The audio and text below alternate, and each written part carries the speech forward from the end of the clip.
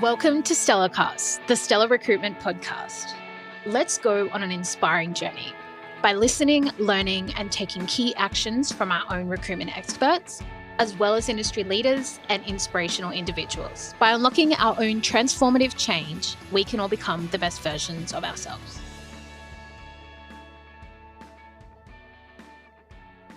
Right, guys, we're really lucky to have two inspirational and very decorated but very humble individuals join us here today to talk about, their journey in the mining industry and also what impact it's had on them and how they've built their careers. So I've got no doubt you'll enjoy the takeaways. I could have been on the podcast with them for hours, but we had to limit it to around about an hour, but there's some wonderful takeaways. Both gentlemen have had a big impact in the industry, so I really hope you enjoy the insights that they share. Thanks for listening.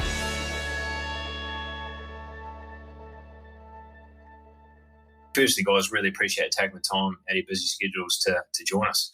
I think it's true that we're all passionate about the mining industry, and I think the mining industry definitely needs a bit of PR, I think, at this particular moment in time. And I guess really the audience we're sort of focusing on within this, podcast is those individuals that might be considering a career in mining to sort of shine a bit of a light on what a career in mining can bring. But I guess also those individuals that are already in the mining industry that may wish to follow in similar footsteps to yourselves and sort of understand, how you guys have built your careers as well. So I'll get you guys to put your humbleness aside to hopefully unpack some of that stuff. But firstly, thanks for taking the time to join us. So we might just sort of kick off with the first question, and that's really around, I guess, back to the origins. And maybe we'll start with Douglas around, your original thinking about why you chose a career in mining yourself. So the inspiration to join the industry is quite basic, actually. It was out of primary need.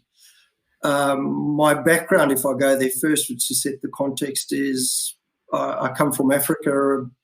Origins were farmers up in Africa, and due to the war at the time, my grandparents lost land and my dad went into the mining industry. And when I was at home, we farmed part-time while my dad worked in the mining industry. And when I went to uni, I studied mechanical engineering first to intentionally go farming. But went to the mines to support my parents in my studies. And that's where I think I fell in love with the industry. And it's primarily the people. I found very, very real people underground in the gold mining industry in South Africa. They called things the way they saw it. They were very passionate about what they did, and they were intimately interested in looking after each other's welfare. And that's something that's quite special about working in the underground mining industry. So the people were the primary attraction. The secondary was the scale of it. As a mechanical engineer, I was allowed to work on a chilling project where we were trying to create an artificial working environment for people below 1,300 meters at that stage. And the virgin rock temperature was so high that we were using as much electricity to cool the air going into the mine as what Soweto as a city was using to cool the city. So the scale of it was intoxicating. I just found so many opportunities to advance my learning and development, and quickly found that my interest shifted away from the aspirations of going farming into mining. But it was that original meeting of the people in mining that really captured my interest. Fantastic. And what about yourself, Darren? I think that's an awesome story, and it does resonate with me quite a bit, because I think what will come through a lot today is that mining is about the people, and the people in the industry make it a great industry. And once you get into it and meet those people, you can just get hooked and stay in there. So, look, I was born in central New South Wales. So my dad was a teacher at Cobar High School, which is quite a strong mining place. But we weren't a mining family or didn't know a lot about mining. But I think those years that my parents spent in Cobar left a bit of an imprint on the family. And when I was sort of in high school and looking to start university, I knew I wanted to do engineering, but I didn't know what type of engineering. And I went down the path of looking at different engineering disciplines. And one of the big things that stood out, like my dad was saying, look, I know you're a very practical person, and the mining industry is going to suit what you're after, because the practical application of the engineering theory is what will appeal in the day-to-day working life. And, as soon as I got into mining and started studying it, that ability to be on site, to work day to day with all different types of people, from, the operators through to the managers, and the ability to get that fast feedback. So one thing I love about mining and mining engineering in particular is, you might do a design on a day shift that gets implemented on the night shift. Then when you wake up the next morning, you get the feedback from that design and what it's done, and then create a new design off the back of it. So it can be a very dynamic and interactive sort of environment, rather than just, sitting in a capital city and doing designs on a computer that might not get implemented for years and years. That fast feedback is really what got me hooked on it, and sort of never looked back from there. Yeah, some good answers there, guys. And then I think in particular, I guess, using the scale and context that Douglas talked about in terms of that energy demand, or if not the practical application and solving some of those problems and getting that real-time feedback's great. And I further to, I guess, the people component, which shone through in both your answers. Also seen in a recent ABC review of top paying professions or occupations, mining engineering come in at number 8. So it's right up there. And I guess what I'm trying to tie back to, maybe that initial decision for Douglas to go into the mining industry to support his family. I think there's a lot of career upside in terms of a career in mining, and it's fulfilling as well, like you touched on, Darren. But I think the remuneration, the rewards to set up and support families is a wonderful thing as well. And I think that'll only continue. So I'm sort of keen to maybe go back to you, Darren, and sort of ask that question around career advice, and maybe ask you, have you ever received any, in particular, any advice that really shone through and sort of made a big difference in your career? And has there been a career move or decision that has served you particularly well, and why? Yeah, look, awesome question. And one thing that really resonated with me, and it's funny because it was only said to me maybe 10 years into my career, and I sort of worked out that I'd followed it for the first 10 years of my career, which is that you don't work for companies, you work for people. So again, it's back to that people-focused side of things, but it's something that is relevant, definitely across all industries. And it's one of those realities is that once you get into the day-to-day life of your job, the people that are going to have the biggest influence on you are, the people that work directly around you within the organisation, and what the culture of that organisation is, which is going to be set by those people. So, the people, and I think in particular the ones that are, maybe 1 or 2 rungs above you on the ladder, these guys have a huge influence on you and your career. And, these are the people that will sort of show you the ropes. They'll train you to do more. They'll give you opportunities. They'll, inspire you on a day-by-day basis to get better and do more. And by having those people around you, and by, focusing on and latching onto those people, you get the most out of what you're doing. And, I've definitely followed that for my career. And, a key theme has been, finding the people that you have a great sort of two-way relationship with. And, I guess the part of it that, can't go underestimated is that it is a two-way street. So you have to deliver for them. You make their life easier, and then they give back to you by giving you opportunities, by developing you. So, if you find someone like that in your career, then, you go back to the money thing. You could go maybe to another site, make an extra 10 or 20 grand a year. But what that does in terms of setting you up for a future job, it's actually taking a step back. So really finding those people that you can work for, work around, and get that opportunity through, that's going to be, a huge driver of your own development. Well, and that's a fantastic answer, and I think it's interesting that you raised that.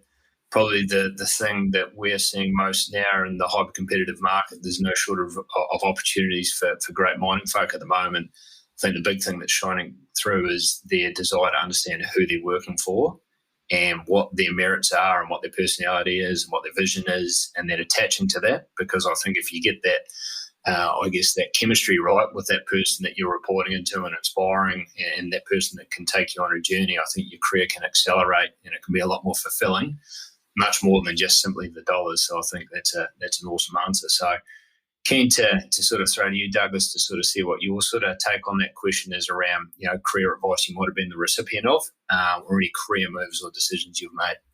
Reflecting on the career advice, for me, that comes up so often, and probably it's a lot about where I've taken or chosen to take my career as an engineer, is in leadership.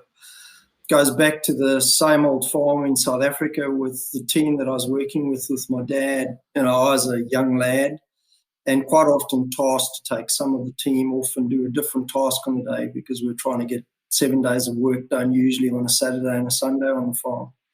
So as a result, quite young, I was put in a leadership role and held accountable for the task by my father. But in reflecting upon the time that I had there, I probably learned more from the men I was working with than any formal education I could have got from leadership at that time. And a statement my father made to me once when things were probably not going as well as what I expected in results delivery for him on the farm was, leadership is a privilege.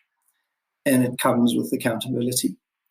And I think when you step back as a leader and you start understanding that it is a privilege and your role is there to serve others and give them context and give them understanding of why a common goal is the right goal or why we're going there, but I'm here to help you get there, more importantly than me getting there, you start really fulfilling your purpose as a leader. And whenever I start finding challenge in leadership, I reflect on those lessons learned that those men taught me out in the dusty old field and draw on that. And I think that's a strong learning that has stayed with me through my career.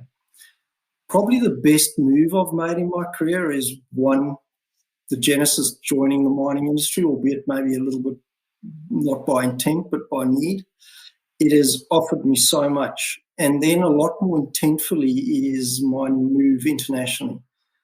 Getting to a point in my career in South Africa at that stage where options were available to me, but then out of the blue, this international move was presented and grasped with both hands to come and learn, and clearly loved it because I'm still here going on 16 years later.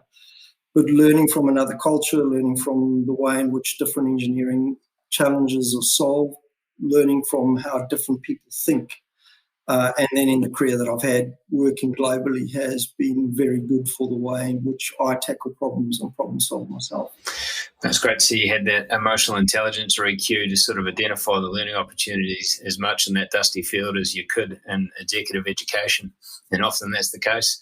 So I think that's good. And I want to pick up on the back of that answer, Douglas, and in basic terms, you arrived here from South Africa 15, 16 years ago, and it's my understanding you're at that sort of project management level on arrival.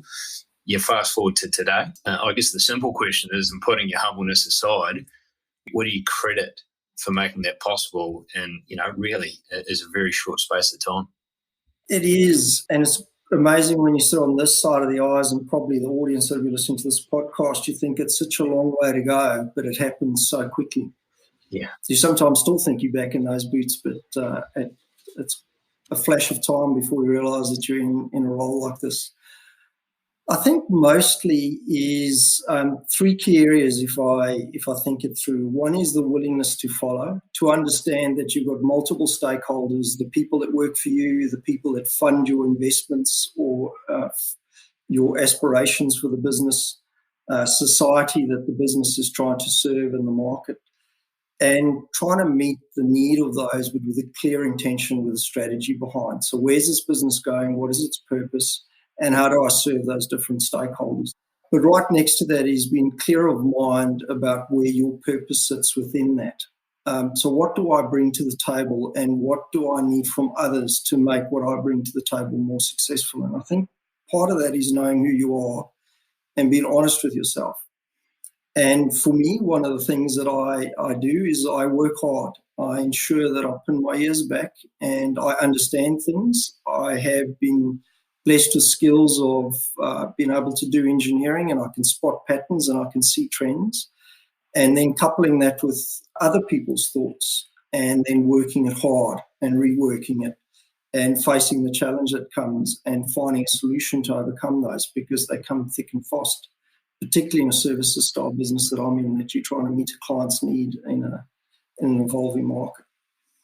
And then I think the last is that little touch of magic, the luck that one gets in your career, that you're the right person at the right time and the sliding doors open and you've got people around you that are supporting you into that role. And that might be a hand up sometimes, it might be people from behind pushing you into that opportunity. So I'd say those are the three key things, and in it was equipping myself the best possible way I could on the way through. So early on, like Darryl described, I had an inclination for maths and problem solving, so STEM subjects is where I found myself at school, and that equipped me initially in my studies. And then thereafter, it was realising that if I wanted to lead a business, I needed financial education, so I equipped myself in that manner. And then subsequently, I've been trying to learn as quickly as I can as things move and knowledge changes from the best thinking around me to keep on equipping myself, and then as a consequence association of the right people that will enable me instead of holding me back.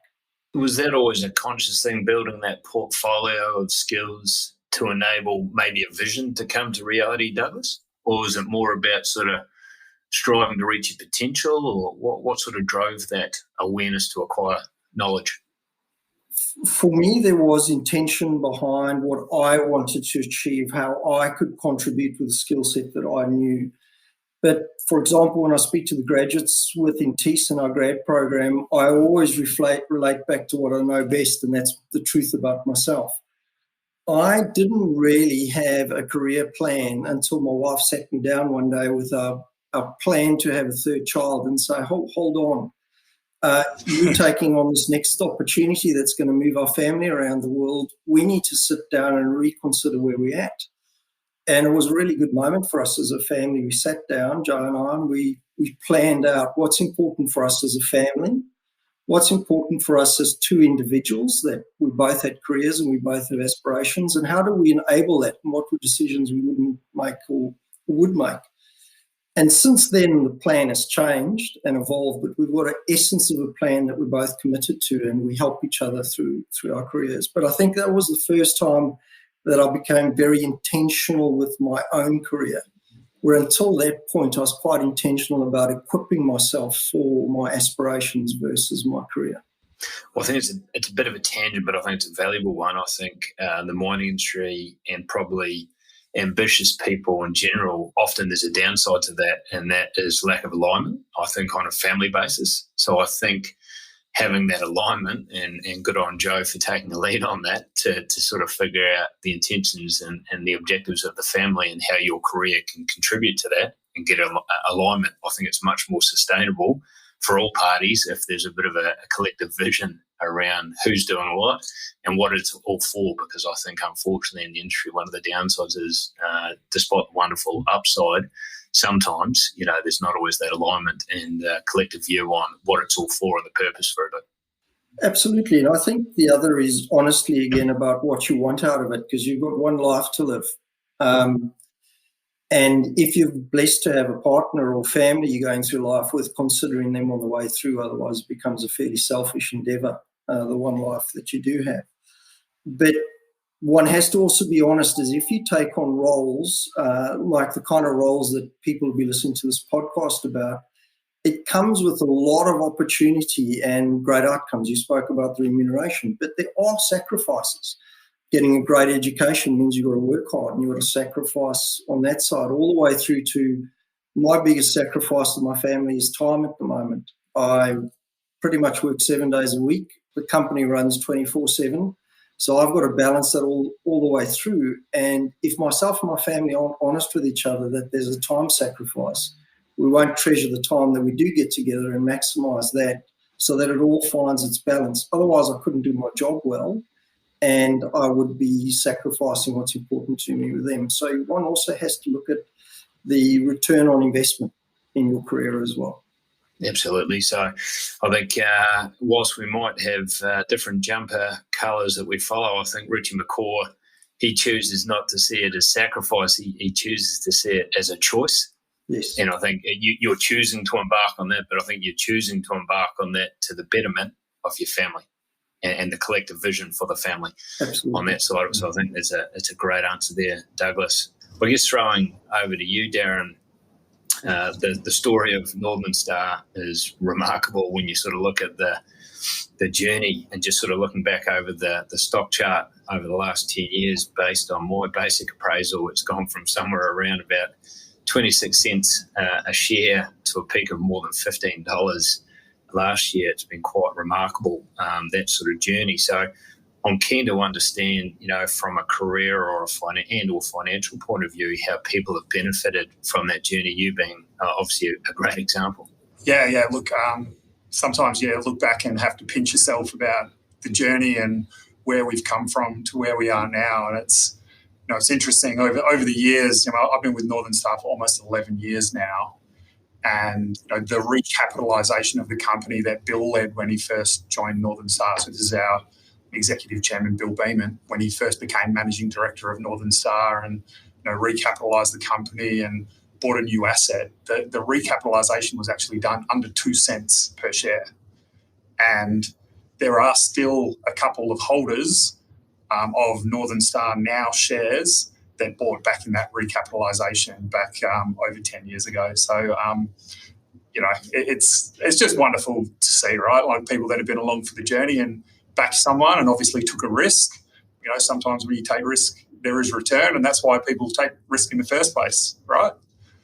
So, look, reflecting on the Northern Star sort of business and where we've gone to is, you look at it in terms of, opportunity within what we're doing. So it's gone from a company that had nothing but a couple of people in an office and an ambition to own a mine to a company that owned a, sub 100,000 ounce mine up in the Pilbara back in 2010 was when they bought, when Northern Star bought Paulson's.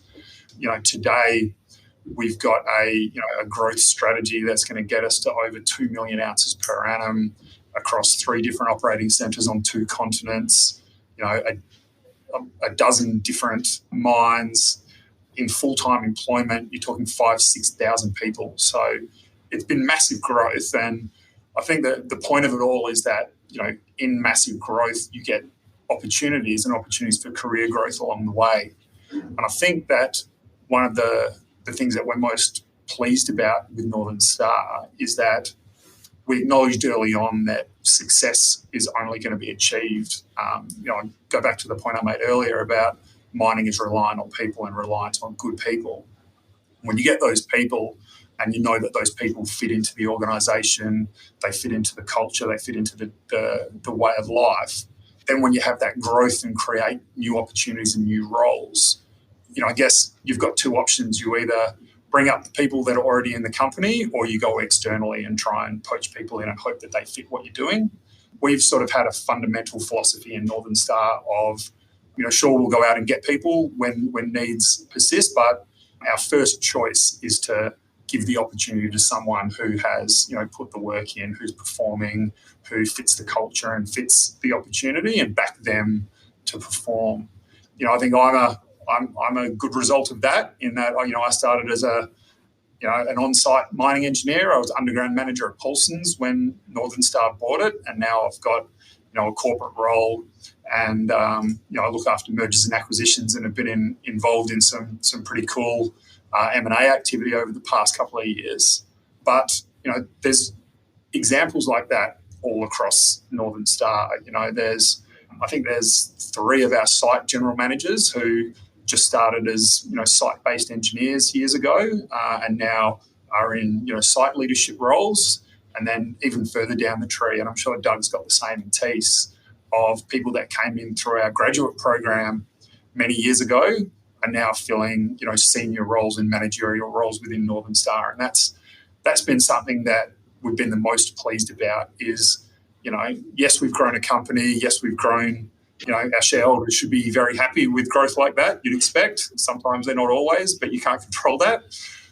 But what's really pleasing is to see, the growth of the people through the organisation, and they're in big, meaty, significant roles, and they're absolutely nailing it, which is really good.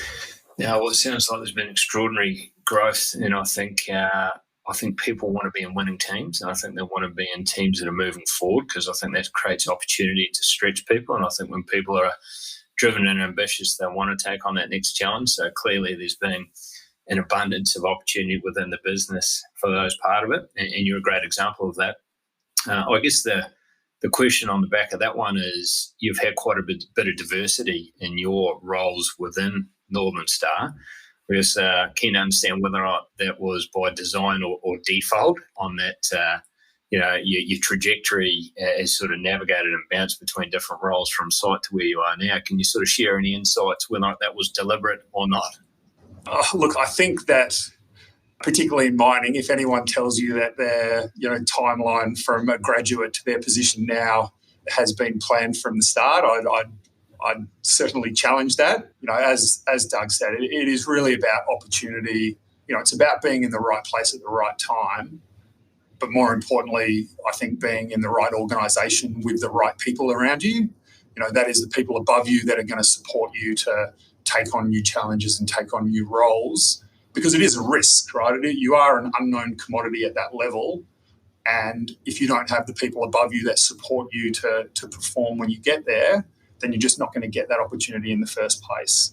And then there's also, the people around you and under you. So, if you haven't developed the people under you to be able to take over your position when that opportunity comes up, then you're not going to be able to you're not going to be able to be moved out of your role either, because that's going to leave too big a gap and there's not going to be anyone to fill that. So, when you have that development culture within an organisation, it actually creates opportunity for yourself to move up by developing the people below you to take your role. So it's a bit of a contrary thought to some people, that are very protective of their roles sometimes. But really, the best path forward has been, being in the right place and the right time to take the roles on above, and having the people below that you've developed enough to take your position. And then, the other side is, exactly what Doug said before about knowing yourself and knowing about development and skill level. So I had a similar view where when I was on site and I was doing engineering, I got exposed to the corporate life a little bit through a previous company and thought, well, I don't really know this part of the world. So I went out and sought some additional training, some additional knowledge. I like reading books. I'm a bit old school in that I like reading paper books, and particularly, in mining when you're flying on planes a lot, it's a good opportunity to sit down and read and try and, focus on areas to expand your mind and get new skills. So I started diving into the business world and the finance world. I started doing a course in finance in my spare time. And then as Northern Star got bigger, Bill needed someone to do some business development work. And he knew that I could do the engineering side and just said, righto, come off site, give us a hand, see how you go.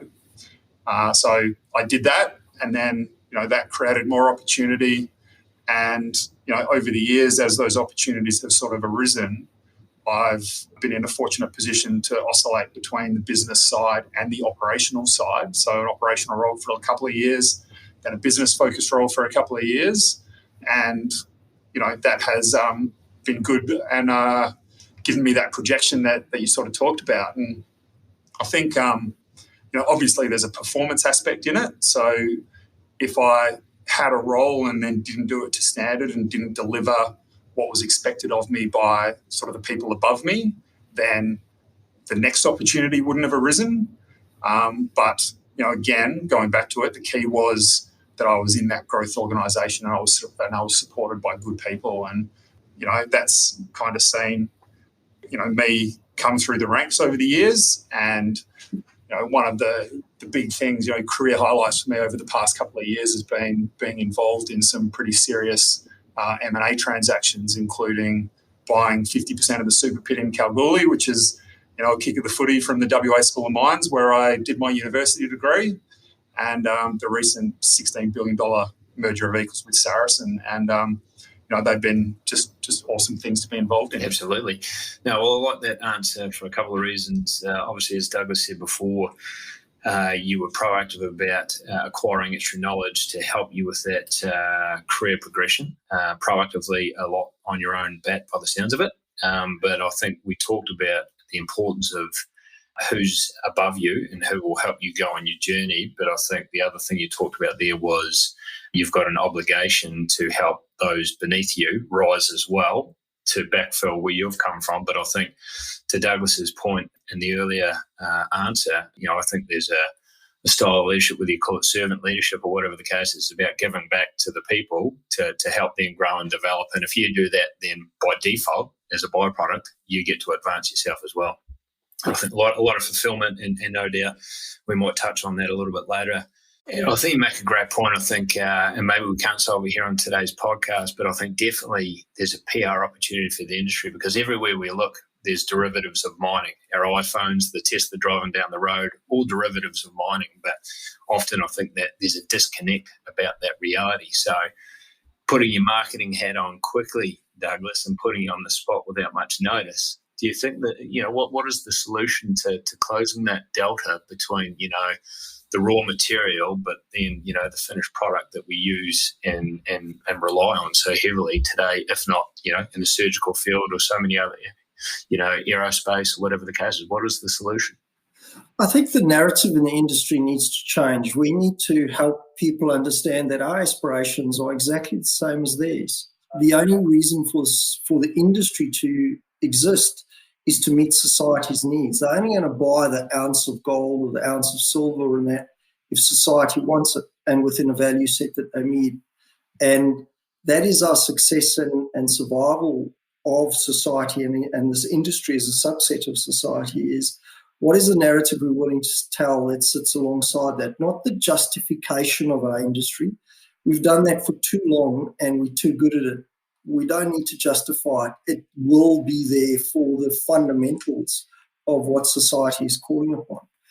I think the attraction and the proper understanding of the value add we bring is when the narrative stands next to you want to buy a mobile phone that is made in a particular way, that has minerals, that's been extracted in the right way, and we can meet that need with you as part of society. It's almost the same story, but with a different lens on the narrative. It's the end customer's view on how we're meeting their need of buying that end product. Just that we create lots of jobs and we primary industry is not sufficient anymore. That's the grey suit wearing narrative that I have fun with. Great answer there. I think some really good takeaways and insights there. I know, Darren, that you're super passionate about the mining industry as a whole, and obviously you're WASM alumni, and I understand that you do a lot in collaborating with the School of Mines there and promoting the industry. But is there any sort of great examples you can share or stories you can share around individuals that have maybe come through that program and chosen a career in mining and what it's done for their lives? Because back to the narrative and the PR, mining enrolments tell us that they're declining. Demand is increasing. So there's an issue there. So, can you share any sort of great stories that you've been part of in that regard? Yeah, sure. And look, I think there was a couple of really important points touched on by Douglas there as well, and yourself, about the perception of the mining industry. And I think that, over the past couple of years, we've been fighting as an industry this perception battle, and people are not as attracted to mining as really they should be, in our opinion. I mean, we're in the industry, but, when you look at it from a holistic point of view, the thing that's shielded us as a country, the things that have, really put us on a good economic foot as a country has been the mining industry and the strength of the mining industry where we sit now. And, I hope that the narrative of the industry in the wider and greater sort of realms of Australia is becoming stronger because of this. So, look, I think there's great stories everywhere, and maybe people don't know the backgrounds that well of guys like Bill and Raleigh, right? But Bill Beeman, I mentioned him before, Raleigh Finlayson, who's now the MD of Northern Star after the Saracen merger. But, these are two guys that built, massive West Australian companies. These guys aren't, private school boys from the western suburbs of Perth or the eastern suburbs of Sydney. these are guys that grew up in rural Western Australia. Raleigh was a station kid. Bill was from Esperance, which is a small town on the south coast, and his dad was an entrepreneur businessman, but owned a small business in Esperance. And they went on to forge great mining careers. They're sort of in their early to mid 40s now, so there's still a lot of work and influence that these guys are going to have even in future years.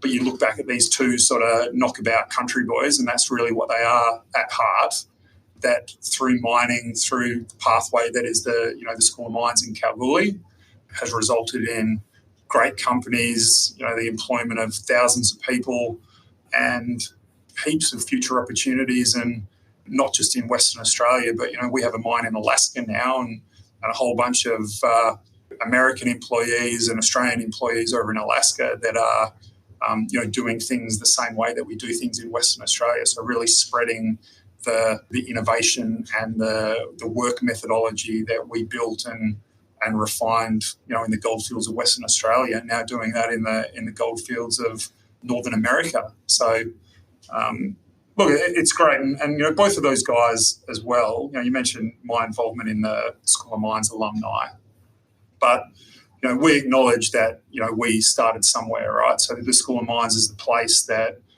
taught us and all our, a lot of our peers, a lot of our close friends about, the mining industry, gave us this knowledge and this base that we've built off and have been able to start. And, we're passionate about those careers and what's happened to us. And we've all given back through this vehicle, which is the School of Mines alumni. The School of Mines alumni, works over several different levels. So it goes from everything from inspiring high school kids to start a career in mining, through to supporting the students while they're going through the school, giving them industry interaction and making it really valuable for the fact that they're studying either at Curtin in Perth or Kalgoorlie in the goldfields, giving that real strong industry connection and practical connection to their degrees.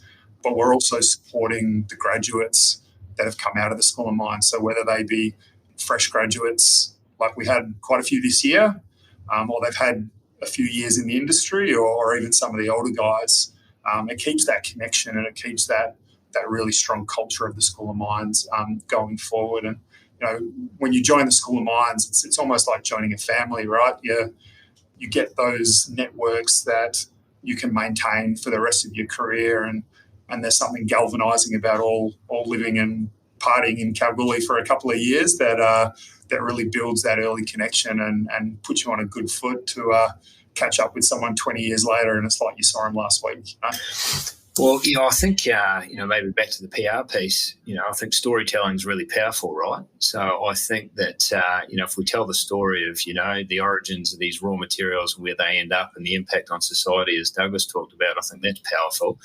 But also think that telling stories of, your evolution or Bill's evolution, from that boy from Esperance to now being a central part of the organisation that's been created, and the prosperity and opportunity that's been spread across so many different people as part of that journey. I mean, I've read, the books around, Andrew Forrester's evolution, the early stages of Lang Hancock and that sort of stuff, the entrepreneurial beginnings of Thiess. The fact is, there's so much opportunity if you apply yourself, if you're entrepreneurial by nature, if you're hardworking. There is just so much upside and opportunity there, in so much as a career in mining and what that brings. And I just don't think we sort of tell those stories enough as what we could. And like you say, Douglas, I think it's a really good point. The industry wouldn't exist if society didn't need it. It would simply shut down. But the point is, it does need it, and it's going to continue to need it. Its needs may change and all that sort of stuff as rare earths and those sorts of things become more and more in vogue. But the fact is, there's an ongoing demand for folk to be part of the mining industry, and if it doesn't, there's going to be shortfalls for society. So I think storytelling is powerful, and I think as an industry we should and must tell those stories more, because they will resonate. And I think a bit like sporting teams' success. When teams are successful, it resonates right down to grassroots, and hopefully that impact at grassroots impacts enrolments and participation moving forward. So I think it's a really good answer on your sort of part. I want to throw the conversation back to Douglas now around, we've talked a bit about yourself, but I want to sort of talk about when you're appraising people to become part of your business, what you look for, Douglas. What are you sort of looking to stand out? What resonates in terms of people that you want to become part of your team? The main factor I look for is people with open minds. And what I mean by that is a person's ability to adapt, learn, be open to the fact that there's other views that one can draw from or environments that you can expose yourself and grow within.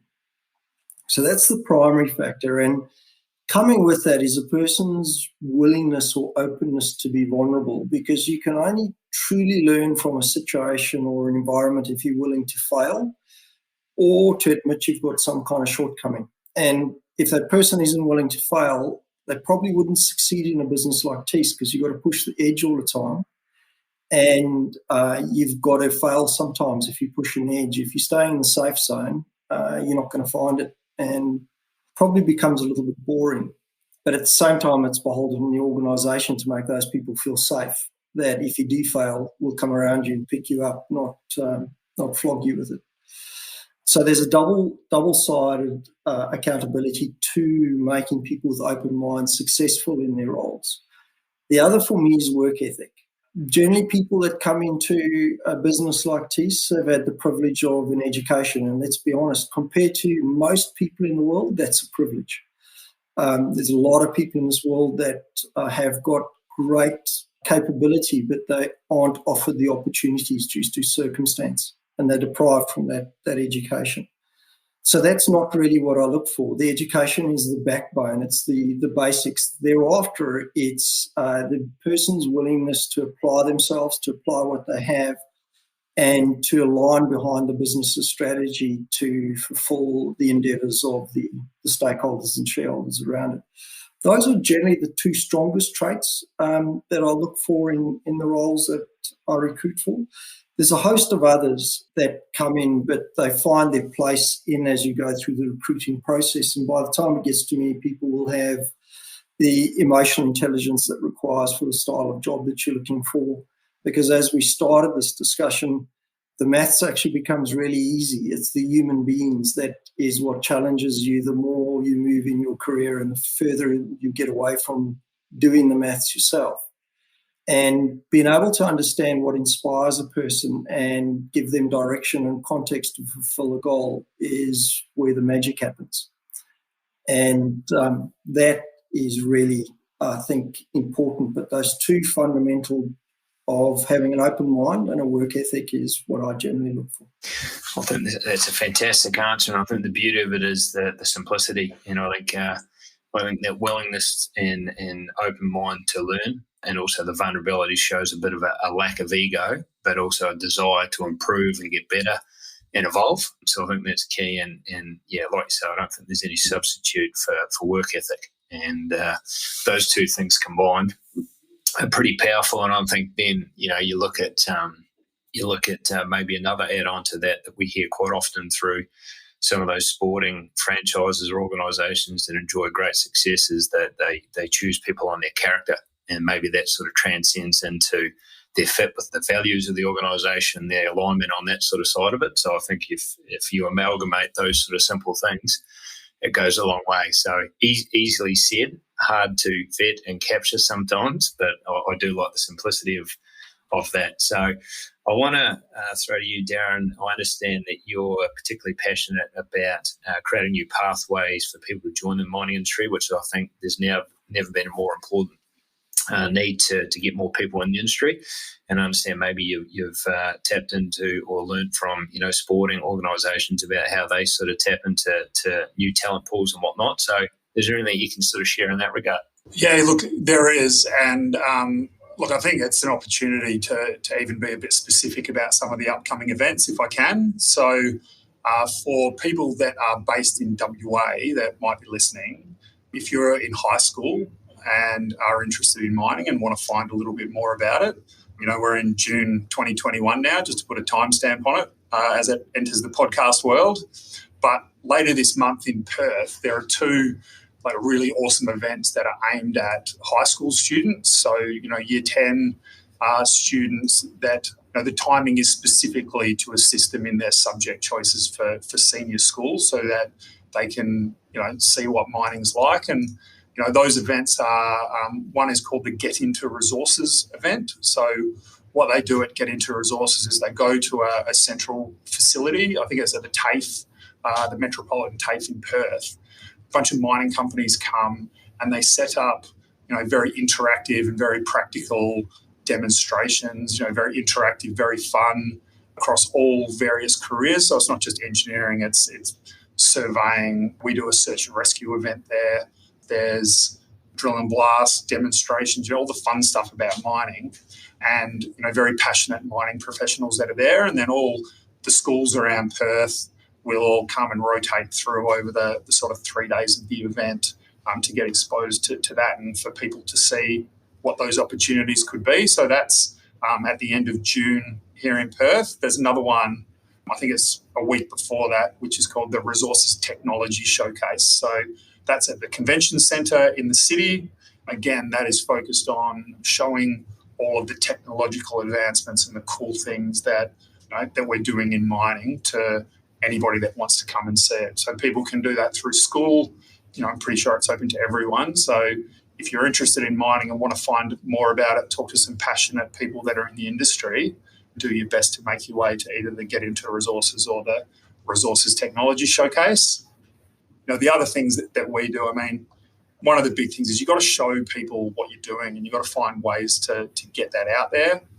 Something we do at Northern Star and have done for years is funding mining camps. So, putting people on a bus, taking them out to the goldfields and getting people to visit real mines, visit the School of Mines if they want to go that way, but, talk to people that are on the ground floor and doing the jobs on a day-by-day basis. And, hopefully that helps people, choose a career in mining in the future. Look, these have been really popular and really successful over the past couple of years. And, one of the ones we're really proud of is, at the end of last year, we put together a camp for year 10 to 12 females only. And I think we had 30 spots that we were hoping to fill. And we had about 350 applications to come and do it, which is just phenomenal.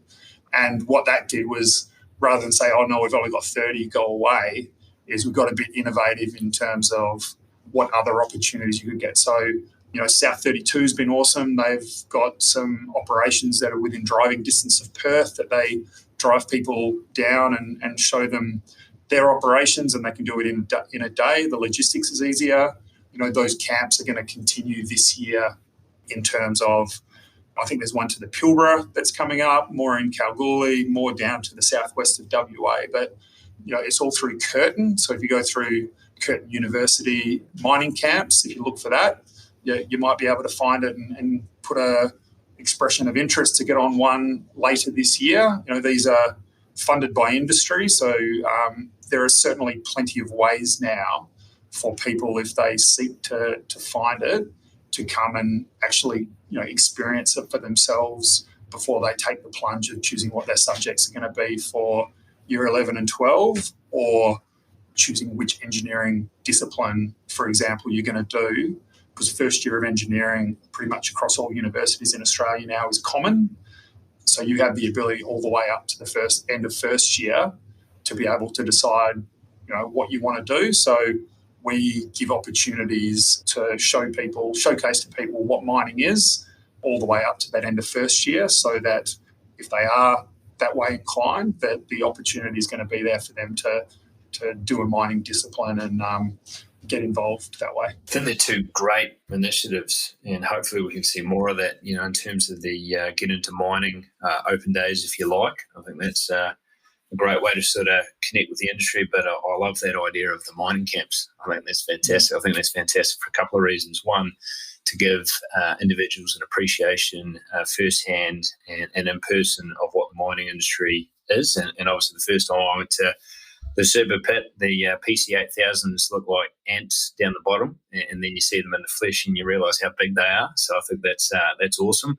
Also, I think parents would be very happy to ship their kids off in school holidays to have something to do for them. So I think there's a double edge or a double win to that as well. So, but it's just simple, isn't it? And I remember as a 14-year-old going to the Macraes gold mine in New Zealand, and it really did open your mind to the whole industry. I think there's a level of respectfully ignorance around where all these materials come from that show up in cars and phones and all the rest of it. So to see it firsthand, it really does open your mind, and it is quite inspiring. So I think there are a couple of great strategies or insights in terms of how we expose people to the mining industry and hopefully get them to connect to that. So I guess just staying with you before we sort of throw back over to Douglas, how would you personally sell to those students that might be in years sort of 10 through 12, how would you sell, I guess, the upside of a career in mining? Oh, look, the upside is that, mining's a critical industry and it is all about opportunity. So there's such a massive range of, really rewarding roles within mining. Every discipline you could think of has a mining application. And one of the huge benefits of it, and I said this at the start, what really resonated with me is that quick feedback. So you're never going to be, if you're in mining, even our corporate office roles have some kind of site-based requirement to them, that you actually get out there and you see the effect of the decisions that you make on a day-by-day basis on the way that the mining operations are running. And it's really rewarding, I think, to see that, get that immediate feedback of, your influence on the operations and getting that reward for effort. So I think Douglas touched on it as well, but the opportunities are out there for those that are willing to, roll their sleeves up and get involved, and those that want to go out there and make a difference. And you can have a really, really rewarding career from it. Oh, fantastic. And what would you sort of add on the back of that, Douglas? I think I could only echo the comments made. This industry has opportunity in role that you can evolve. You can come in one area, be it HR, and you can evolve your career that at the end of the day you run in the organisation. It doesn't limit one. That's the other exciting thing. I was chatting to one of our operators at Lake Vermont the other day, and she was an operator. And with us bringing autonomous dozers and drills onto site, she expressed an aptitude and an inclination, and she's retrained herself. And she's one of our gun operators, as we use the terminology in the business now, in our autonomy area, and how she's taken the opportunities that industries have provided her and reshaped her career. But for a person who's looking into the industry at the moment, I'd say the biggest excitement is the opportunity. You're coming into an industry that is needed. It's very well funded. Society needs it. And the biggest thing is the industry itself knows it needs to change to meet society's future's needs. So you're coming in at a time where you can set the course, you can change things, you can help shape the world effectively. I know that sounds a little cliche, but what other industries are going to offer that probably in the people that might be listening to this year, 10 and 12's lifetime? That you can come in and look back on a career that would be hugely rewarding, but say, I made a real difference, to capture what Darryl was saying, in an industry that wanted to change. It could be easy to stand on the outside and comment and have an opinion, but it's so much rewarding if you get in the middle of it and help shape it. I think that would light my lights up if I was 20-odd years younger. Probably I'm fibbing to myself, 30 years younger than the audience. Now, I think both fantastic answers on that side of it, and I think I was speaking to an ex-BHP leader the other day, and he was encouraging, and no doubt his son will listen to this podcast, around the fact that the societal needs is only going to increase its reliance on the mining industry. There appears to be a dipping supply of individuals entering the industry. So he was sort of trying to point out the obvious, that joining the industry with the abundance of opportunity and dipping supply will mean a lot of opportunity for you if you choose a career in mining, and how quick you can advance and enjoy some of the opportunities out there. So I think there's no doubt there's an abundance of opportunity out there for those that are considering it and maybe listening to this podcast or some of those mining camps or those things might inspire. Let's hope one or two people to do that, if not a lot more. So, cognizant of your guys' time, I could sit here all day and pepper you guys with questions because, I'm really enjoying the conversation. But I guess I'd fire one last question. We'll start with Darren on that. And maybe this ties back to the storytelling and the power of storytelling. But in one sentence, if you could sort of wrap up what a career in mining has given you and or your family, Darren, what would you say? Mate, it's such a huge question. I mean, it's given us everything that we have. And the most important thing of it all is that I've worked, I've been in the industry now post-uni for 20 years. And it's not about, what it's given us in a physical sense, but you look back and look at the achievements, the fantastic things that we've been able to do. I mean, I've travelled the world. I've done hugely important things at a site level and at a corporate level. And more importantly, and I think the most important thing of it is the quality of the people that I've worked with over the time, the relationships that I've had, the friends I've made from this, mining industry. It's just so fantastic. So my 3-word summary of it is that mining is awesome, and anyone thinking about getting into it should just give it a go because it's just great. No, fantastic. And obviously there may not be a visual component to this podcast, but you can just sort of tell the emotion that sort of sweeps over your face as you sort of remark on some of those things. It's obviously had a huge impact on you and your life. So I think that's a awesome answer, and no pressure, Douglas, but we're going to get you for the final word. Very similar. Look, it's amazing how the tangible assets that the industry has given me and my family, are appreciated, but pale in comparison to what Darren was talking about is the people you meet, the experiences you have. If I look back, how did a farm boy from Africa, whose aspiration was probably to run a couple of 100 head of cattle on a farm, get to where I sit in boardrooms around the world negotiating some of the deals that I've done, or get down in the middle of a pit and solve a complex mining and engineering problem. Sometimes it's a bit of a Forrest Gump moment every now and again. So the exposure and opportunity and life skills I think it's given myself and my family, I can only describe as a blessing. It's probably the most befitting word. For me, it's the industry is, if you look at it on a mine side scale, it's a hole in the ground. It's the people you put around that hole in the ground that make it the fantastic place that it is and creates what it has. And that's where I draw my biggest enjoyment from, is those life experiences with other people. And probably shape the stories we tell when we get older and our eyes get a little bit glazier. No, well, I think you guys are both wonderful examples of what a career in mining can bring and obviously the impact that it can have for good. I mean, you guys have both talked about the humanistic and people component of the mining industry and the opportunities, the impact on families, communities in that regard, but the camaraderie and the mateship that comes from working side by side in those sorts of environments as well. And I think we've gone some way today to talk about the impact that the mining industry has on society and will continue to have on society in that regard. And I guess what a career in mining can bring those that are part of it. So I think this is a narrative we've all got to continue, and I'm grateful that you guys have taken the time to sort of share your versions on that. But yeah, I would just sort of finish with saying thanks and congratulations with what you guys have achieved in the industry, and look forward to respectively watching what you guys do from here. But thanks so much for giving up your time and sharing some of those stories. It's been wonderful to be part of it and hopefully share that to inspire others to join the industry. Thank you. Absolute pleasure, Sean. Thanks, mate. Thanks for listening in. I really hope you enjoyed it. If you enjoyed it, please forward on to anyone who may also get some value from it. But I really appreciate you taking the time to listen in. Thank you. Thank you for listening to StellarCast. This show aligns with why Robbie McIlwraith and Sean McCambridge co-founded the company. Their mission was to help and nurture others to reach and exceed their potential. For trusted recruitment and career advice, contact Stellar today.